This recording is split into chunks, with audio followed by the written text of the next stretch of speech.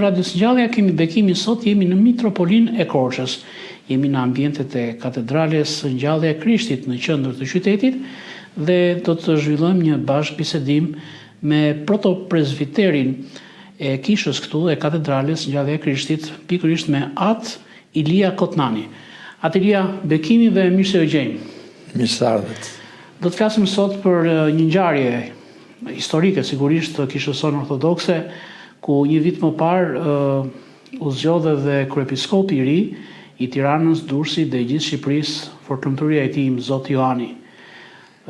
Juve At Ilia sigurisht keni edhe eksperiencën si klerik, si dëshmitar okular i zhvillimeve të kishës në më shumë se 3 dekada, por si e shikoni pikërisht këtë përvjetor të parë të kryepiskopit të ri? Ju falenderoj për këtë intervistë. Është kënaqësi e veçantë të flas për një vjetorin e fronëzimit të kryepiskopit tonë Johan, i cili ka lënë një gjurmë të pashlyeshme në këtë periudhë 27 vjeçare në Mitropolinë e Ishme të Korçës, por bëj dhe një lidhje çfarë ai ka trashëguar nga mësimet, nga përkujdesja, nga dëshira e kryepiskopit të ndjerë Anastas, i cili e ka vlerësuar atë si një djalë shpirtëror, si një pasardhës të denjë, dhe për këtë është plotësisht e merituar dhe falenderojmë Perëndinë, Sinodin e Shenjtë, që bëri zgjidhjen e dur, që fatet e kishës të autokefale shqiptare t'i marrë në dorë një personalitet i nderuar, i respektuar, si që është i Zoti Johani. Do të bëj një lidhje si mitropolit i Korçës edhe në të ardhmen në vazhdim si kryepiskop i kishës ortodokse autokefale të Shqipërisë. Jam njohur me Zoti Johanin, që në fillim të viteve 1990, pikërisht në vitin 1992, kur u hap seminari për përgatitjen e kuadrove kishtare në qytetin e Durrësit. Dhe në atë kohë, Zoti Johani vazhdonte mësimet në Shtetet e Bashkuara të Amerikës, në Holy Cross, në qytetin e Bostonit. Ishte një hapje e Shqipërisë në atë kohë, dhe tani nevojitej një kler i përgatitur që të mirte në dorë fatet e kësaj kishe të shkatëruar nga e kaluara e idhur. Më vonë, ende pa u hiretonisur në gradën priptërore, vjen në qytetin e Durrësit dhe jep mësim për neve priftërinë të ardhshëm, dhe në këtë mënyrë u paqartë përgatitja e tij shpirtërore, dogmatike dhe përfitimi nëpërmjet shpjegimit nga ana e tij, nga ana tonë ishte shumë i madh. Nuk vënoj shumë, dëshirat e ngutshme ishin që të krijoj edhe një sinod i shenjtë, dhe për këtë shpejt u dorëzua në gradën e priptit të Arkimadritit, edhe në vitin 1998, pas shumë punë të vazhdueshme dhe të nevojshme, kur ishte gati ngritja e sinodit të shenjtë, me vendim unanim të sinodit të parë të krijuar nga kryepiskopi dhe mitropoliti i Beratit, i ndjeri i Zoti Ignati, më datën 20 korrik të vitit 1998, është dorëzuar në gradën e episkopit në katedralen Evangelismojt në Tiranë. Dhe një më vonë, në 25 të korrikut të pati viti, në qytetin e Korçës në mes një entuziazmi të papërshkuar, ku vetë fortlumëtoria i ndjeri kryepiskopi Anastas, mitropoliti Berati dhe gjithë klerikët kanë ardhur në qytetin e Korçës dhe në mënyrë panegjerike në kishën e burimit të Dëdhenës është frënëzuar i Mzot Joani si mitropolit i Korçës, Pogradecit, Kolonjës, Devollit edhe Voskopojës. Një ngjarje shumë e madhe, shumë e rëndësishme, njerëz pa mas, antarët të qeverisë, të pushtetit qendror dhe lokal, dhe në fjalën e tij, kryepiskopi tha, tani po dërgoj për të barituar dioqezën e Korçës, djali im, miku im, një njeri i dashur dhe i sprovuar, që kam besim se ai do ta kryej më së miri këtë punë. Dhe kështu u bë, mori në dorë fatet e kësaj mitropolie, shumë të nderuar dhe të respektuar, i cili me përkushtim filloi një punë organizuese që nga pritrinjt, që nga dorëzimi i tyre në gratat e diakonit dhe të klerikut, por njëkohësisht duke u njohur me të gjithë dioqezën, duke u njohur me zëvendësitë edhe në të gjitha famullitë që përfshin kjo mitropoli ka që nderuar dhe respektuar. Pati për krajen e ne klerikëve dhe në të kohë kishim edhe 2 klerikë të vjetër, të cilët na përgatitën për një ser punësh shumë të rëndësishme që ishin përpara nesh. Dhe mitropoliti Joan pati një interesim shumë të vazhdueshëm, vizitoi të gjithë familjet e klerikëve, u njoh me gjendjen e tyre, u njoh me kërkesat e tyre, me punë të shumta që ishin për të bërë, dhe në këtë mënyrë filloi një punë e rëndësishme, qoftë në infrastrukturë, qoftë në ndërtimin e kishave, qoftë në riparimin e tyre, por njëkohësisht nuk la mënjanë edhe detyrat që kishte vënë kryepiskopi Anastas si në drejtim të lidhjes intelektualve, të lidhjes së grave, të lidhjes së rinisë, të cilat kështoi dhe u mor një kohë të vazhdueshme dhe patën një sukses, sepse ato edhe kësaj dite janë të ngritura edhe funksionojnë ashtu siç duhet. Nga ana tjetër dua të them se u njojt shumë shpejt me autoritetet vendore edhe qendrore. Dhe në këtë mënyrë erdhën vizitë edhe përfaqësuesit kryesor, të cilët i uruan mitropolitit të ri suksese në detyrë, por njëkohësisht morën dhe si angazhim për nevojat që neve kishim, edhe gjetëm, si të thuash, dyertapur për nevojat e shumta dhe të ngutshme që kisha jonë, si në drejtim të kthimit të pronave, të kthimit të kishave që akoma vazhdonin të ishin muze, dhe një pjesë e mirë atyre sot është bërë realitet. Në predikimet e kishës, në fjalën e tij ishte një orator i vërtet, i ngjashëm me kryepiskopin e ndjer Anastas. Predikimet e tij ishin shumë konkrete, shumë të qarta, shumë të bukura, edhe një pjesë e mirë edhe jo besimtarve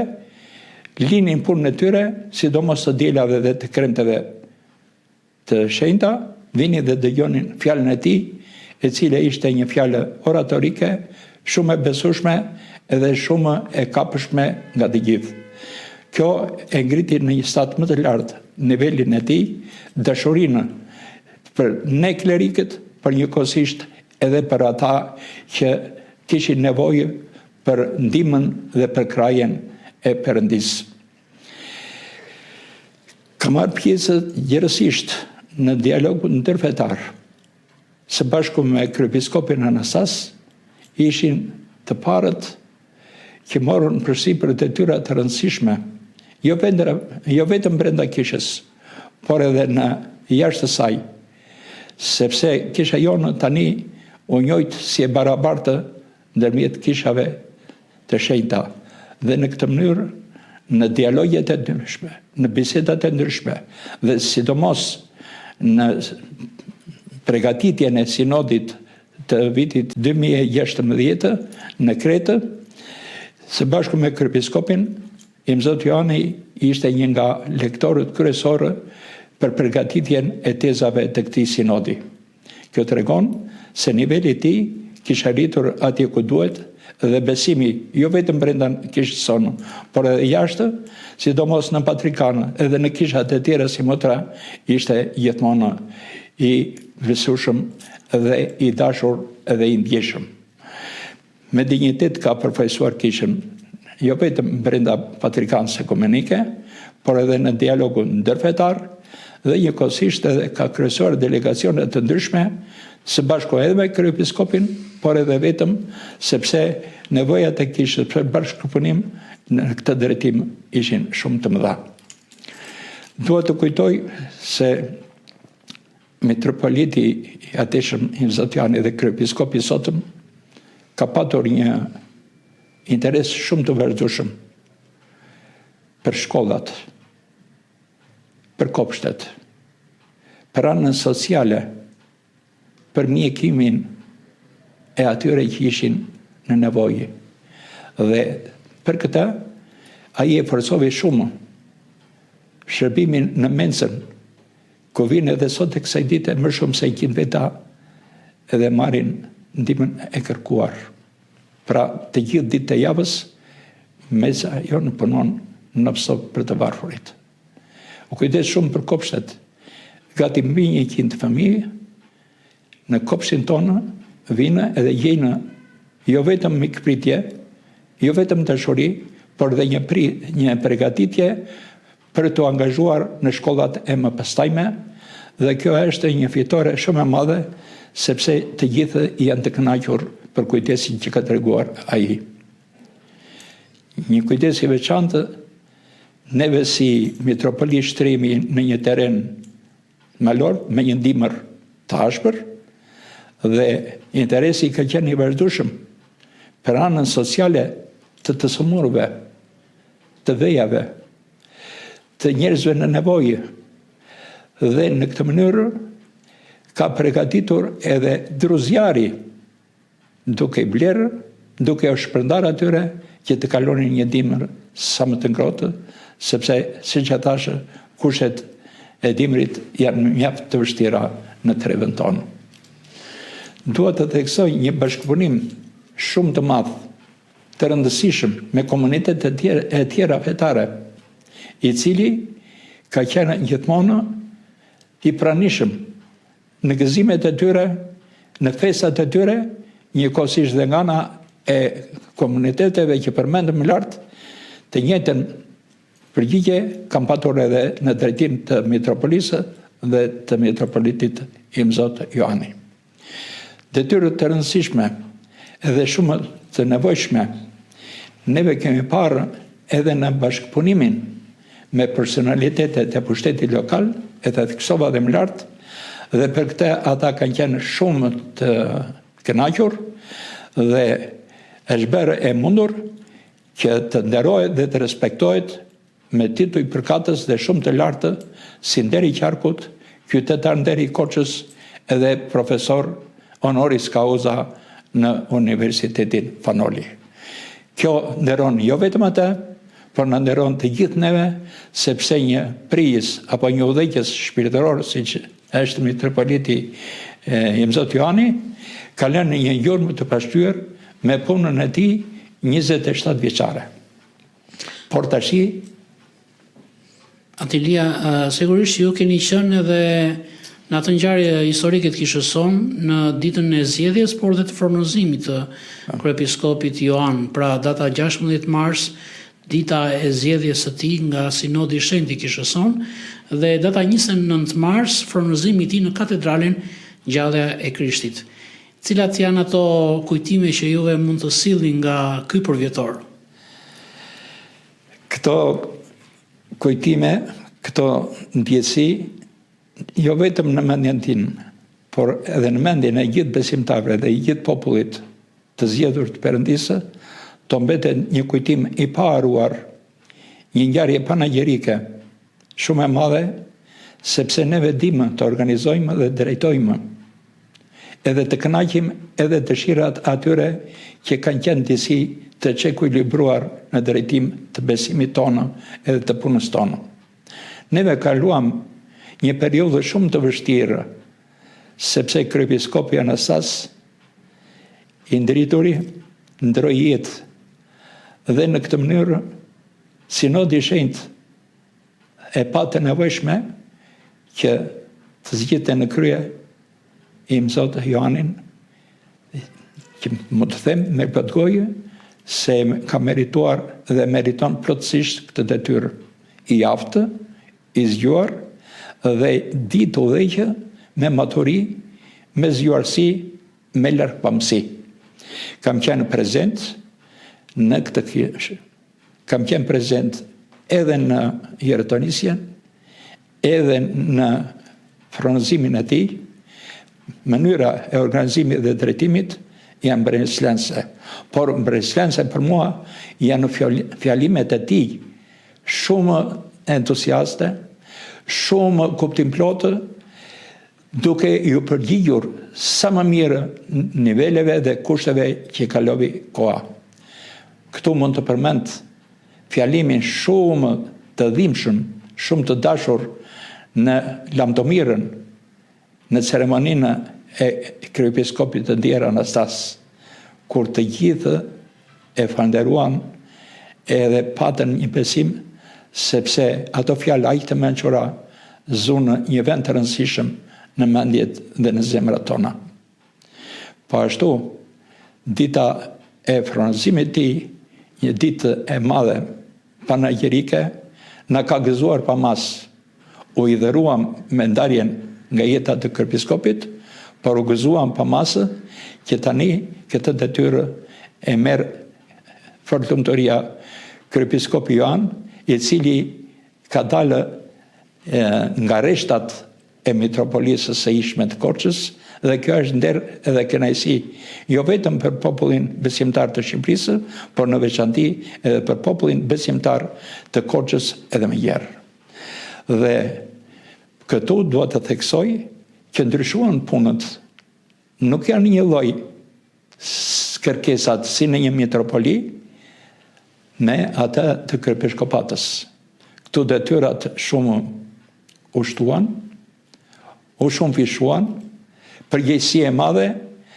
takime të përzemërta, miqësore, diplomatike dhe njëkohësisht për interesa jo vetëm të kishës, por për interesa edhe të vendit,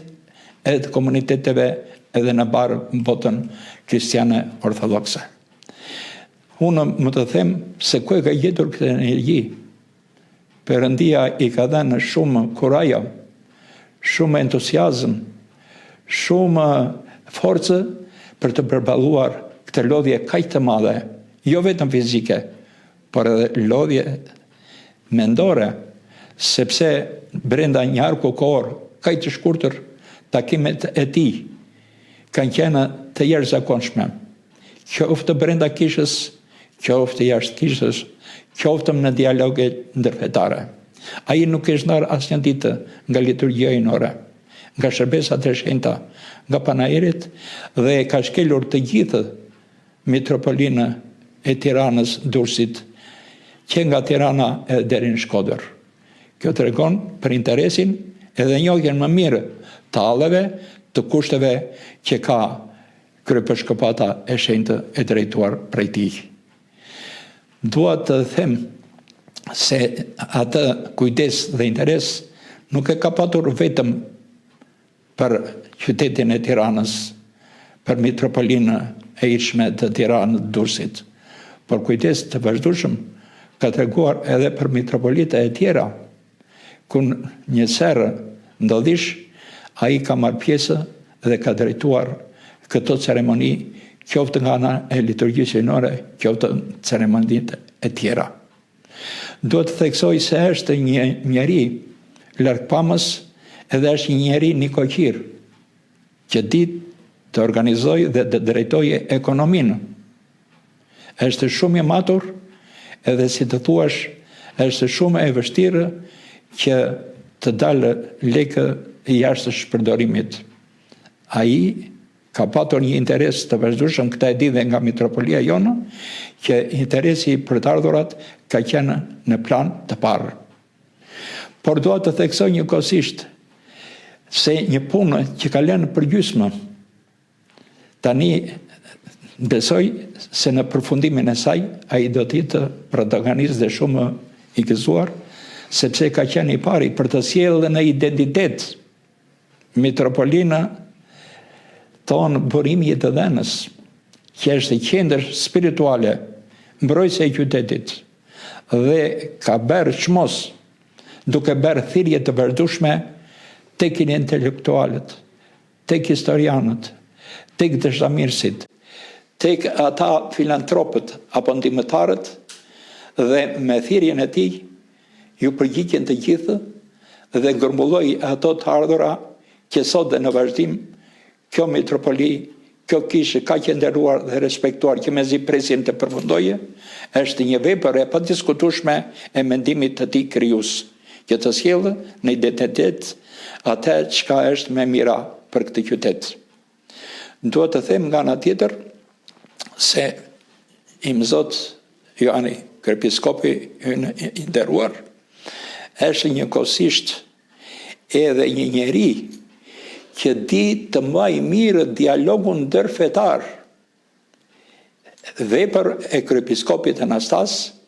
dhe shikoj se si organizohen këto ceremoni, këto takime kaq me vlerë, sepse populli ka një traditë me një bashkëjetesë që kemi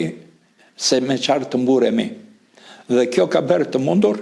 që takimet, bisedat, dashuria për njëri tjetrin është në plan të parë. Shikojmë vizitat, takimet, qoftë për gëzime, qoftë edhe për idhërime, të cilat lënë një mbresë shumë të madhe në mendimin tonë, por edhe të atyre që janë larg, por i ndjekin me kënaqësi dhe respekt. Duke përfunduar, më të them se puna e tij është aq voluminoze sa mund të duhen ditë edhe nete të tjera për të fjalosur, por në këtë përvjetor të lavdishëm të një vjetorit të fronëzimit të tij si kryepiskop, jemi krenar për punën e tij, për veprën e tij, për sjelljen e tij, për dashurinë e pakufishme që ka treguar për ne klerikët, për familjet tona, për popullin besimtar, për kishat të cilat nga dita në ditë ecin, përparojnë dhe lulëzojnë, dhe duke marrë shkas për këtë ngjarje kaq të madhe, kaq historike, dua t'i uroj me gjithë zemër për shumë vjet o kryezot, Perëndia të dhënë ditë të mbara, ditë të gjata, ditë të shëndetshme, për të qenë në krye të kishës sonë si një udhëheqës i nderuar dhe i respektuar, jo vetëm për metropolinë e Tiranës, por për mbar kishën tonë kristiane ortodokse, edhe për të mirën e shtetit tonë të shoqërisë sonë. Për shumë vjet o kryezot.